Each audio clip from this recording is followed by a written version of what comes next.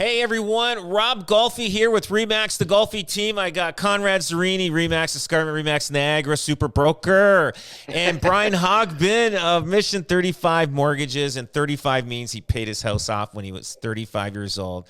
I know, it makes me jealous because I didn't do that, bugger anyway. Anyway, guys, listen, we got some stuff going on. I just want to talk about a little bit about Ryan Serhant. I went to see him in New York City yesterday. We're going to talk about the Hamilton Acorn Celebrate Approval of Tenant Protecting Renovation and Relocation bylaw, and more. Move over millennials, Gen Zs are coming up for boomers' houses. Probably so. But listen, I want to talk about. So I went to Soho, where Ryan Serhant is. He's the guy that was on $1 Million Listing New York. Now he's big on social media. More realtors know about him. If you didn't see $1 Million Listing, then you probably wouldn't know who he is. But he's coming out with a Netflix series this summer or fall, whenever it comes out. So I guess he paid for some big bucks to get his brand going. The guy's a super branding guy, and very smart. He was made for this business. We sat down with him, and we took a tour of his building. Loved it. We were in Soho. Conrad, have you been in Soho? You ever Yes, nice little area, eh? Cute, yeah, it's a great spot. Yeah, totally. Soho, Soho of New York.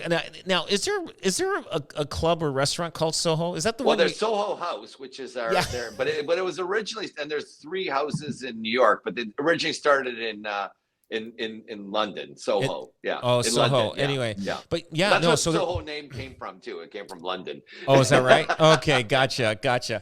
So I'm seeing this Soho because I know you're a member of Soho with all these places. And I'm going, what's the Soho stuff we're talking about? Like, we're in the area of Soho of New York City, which was really nice. And I didn't spend much time there, but I was I got to walk around and check it out. It was pretty cool. Meeting with Serhant. You know what I'll tell you, that guy is too perfect. His face looked like a wax figure. Figure. He must have complexion is amazing. He's got the complexion is unbelievable. Like there's 12 of us there, and I'm like, all of us look like we're ragged. We've been through the weather. This guy looks like a wax figure in a freaking Tucson museum. He uses a lot of product, man. No shit. I know. I was that close to him too because Brian and I brought him to just during COVID, right in the heart of COVID. We were going to bring him here in person, and we had to do it Zoom. So I met him. And he was like right here, and I couldn't stop staring at that complexion. Man. Me either. I'm staring at him. I'm going, my God, I don't want to be beside this guy because I look like a freaking old ragged guy. This guy, his skin was so smooth. I mean, he's 39, 40 years old. I mean, he looks good. He works out. He takes care of himself. He is a movie star. Yeah. So anyway, it was pretty good. I sat down with myself and 11 other people. Great experience. Great meeting. We all got to share a lot of different things. It was just a few hours. Awesome. I loved the tour and everything. But let's get to the real thing. Now, Hamilton Acorn are celebrating approval of tenant protection renovations and relocation bylaw. Good or bad, or I think it's good, but it's also bad. Your thoughts, guys? I think it's good. You're a landlord. Go ahead, Brian. Yeah, I think in principle it's great because you got good landlords and you have bad landlords, right? So, but the challenge is that what do the good landlords do, right? There's nothing ever for the good landlord.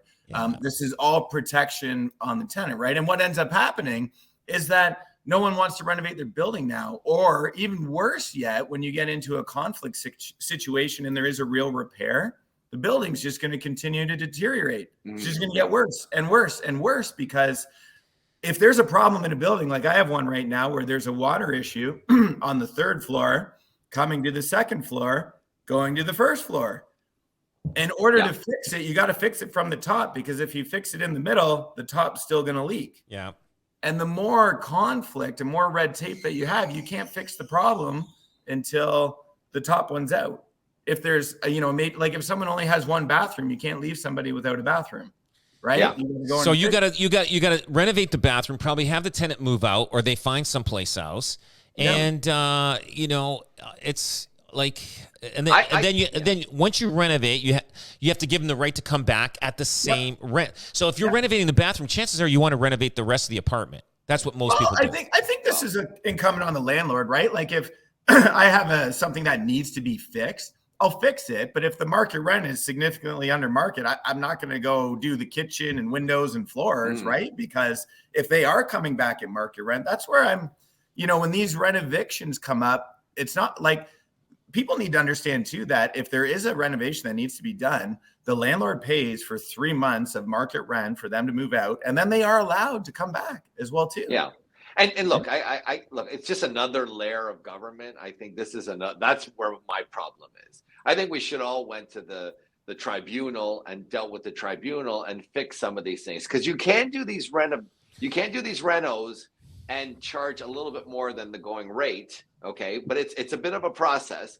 But I think they should really look, let's take this system that we have, the rental tribunal, and let's make it reasonable. If I spend X number of dollars, I should be allowed to charge X percentage more than I'm charging now. And if that's suitable to the tenant to come back, God bless. But look, number one, there's no fines for that in the tribunal the way they have it now. It's too hard to manage. So I can see how it's got out of hand. That's why the city and Acorn decided to come in, because the rent tribunal doesn't have the people. Now we're going to now download it down to the municipalities. Are they going to now tell you, Brian, you know what, this repair you're going to do, is it really necessary?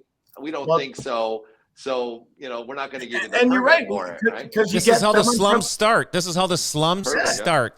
Because you got someone from the city that is not an engineer. They don't know the plans, right? They may be trying to do their best, but what do they know about the property? Right. Yeah. So then how can they determine what's cosmetic and what's actual, a major structural issue? Yeah. So it's a problem. And if you're going to do something, right, think about it, the economies of scale. If I'm going into the unit, this is my opportunity to make it a better unit as well. Not just fix that structural issue, but that, again, there's got to be some give and take on that kind of thing. To me, it's another layer of government. I think it's frivolous. So it's foolish. Because of all this stuff that's happening, the good landlords aren't going to be good anymore. For one, remember the good landlords say, hey, if you pay your rent on time every month, I'm never going to raise your rent. And sometimes people had the same rent for 10, 15 years. Yeah. Guess what? Those days are gone. Yeah. Right now, you rent out a house, let's say like an apartment, let's say it's for $2,000 a month. And guess what? I don't care if it's good rent. I'm giving the rent increase every year, whatever it is, 2.5% or whatever, because you got to keep up, because the landlord tenant, the tribunal, they will screw you, and that's why rents are going up, because they're making the landlord suffer, and the landlord's saying, okay, you want us to suffer? Guess what? The tenant's going to suffer because the good landlords that were giving the tenants a break and not raising their rents, we're not doing that anymore. And it's true. I've got properties where I wasn't raising their rents, and I said, you know what? Now every year they get a rent increase. So when somebody, when a tenant passes away or leaves or whatever, guess what? You're going to put it to the market rent, and then you're going to increase it every year. And the tenant's going, why are you increasing my rent? I just got in here in a year.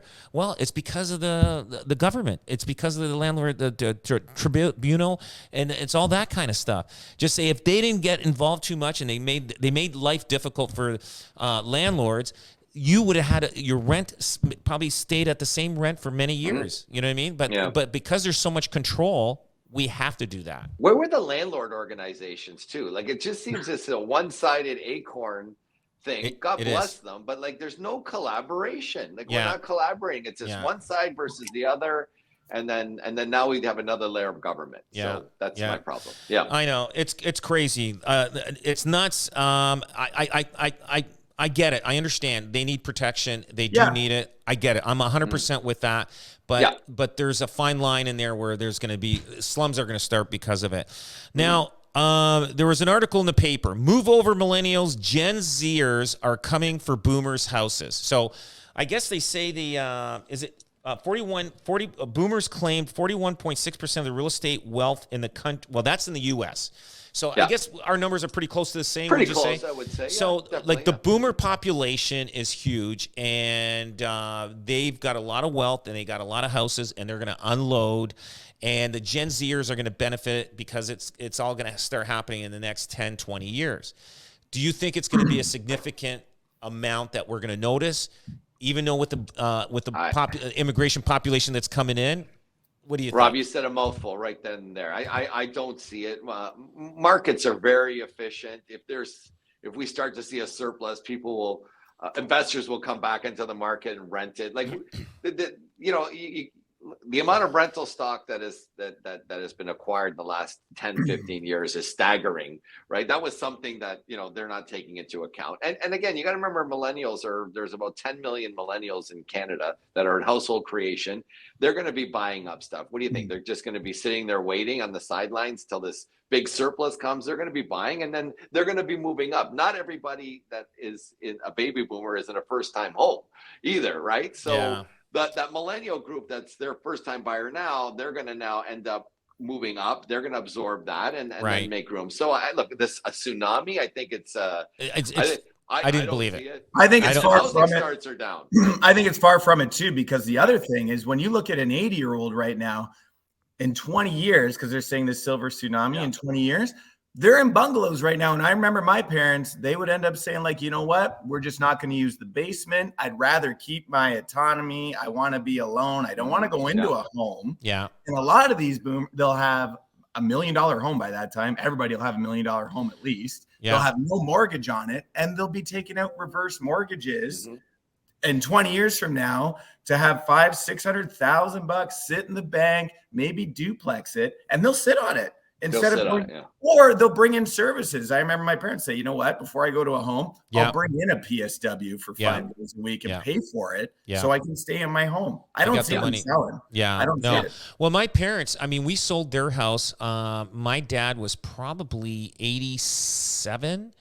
And 87, 86 and a half, 87. And my mom was, 81, 82. And, 84, 82, 83. So we ended up selling their house after they were in their 80s.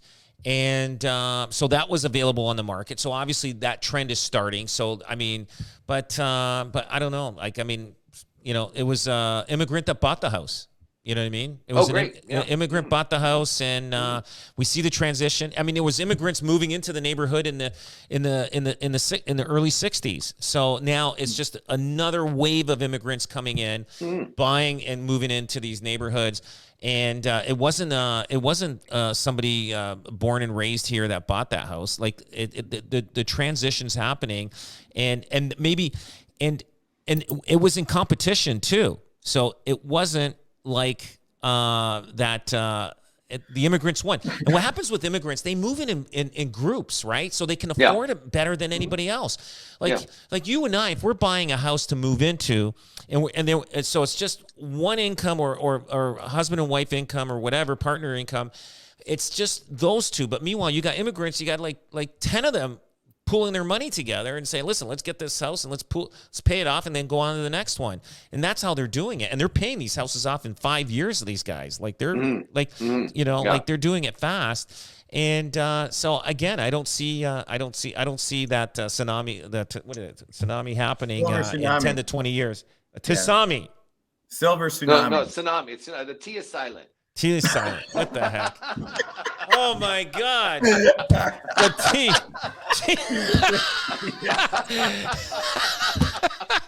I should. Holy smokes. Man, this English language is so tough. You're getting it. You're getting it. Italian slur there. I'm looking at this. I'm like, why put the T there anyway? What does that do? What does the T do? Like I don't get it. Who made that word up? Like, why do they put a T there? I think it's a Japanese word, so tough language. That's it. That's it. Guys, listen, I appreciate everything. I got to go back to English class and learn the silence. Anyway, take care. Nice seeing you. Thanks, good, Matt. Oh, man.